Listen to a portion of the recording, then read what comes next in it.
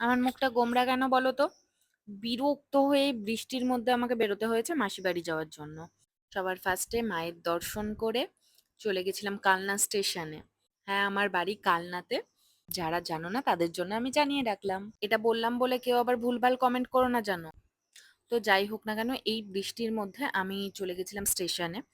মাসি বাড়ি যাওয়াতে আমার কোনো আপত্তি নেই, আমার আপত্তিটা এই বৃষ্টির মধ্যে বেরোবার জন্য। আর আমার বাবার কথা যে না, আমি আজ যাব বলেছে, আমি আজকেই যাব।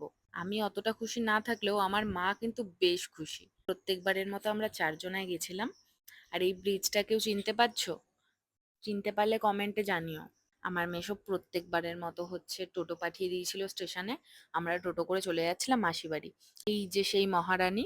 কিন্তু আজকে অকেশনটা এদের বাড়িতে নয়, আমার মামা বাড়িতে ছিল। আমরা ছিলাম মাসি বাড়িতে, কিন্তু আমার মাসি বাড়ির পাশেই আমার মামা বাড়ি রয়েছে।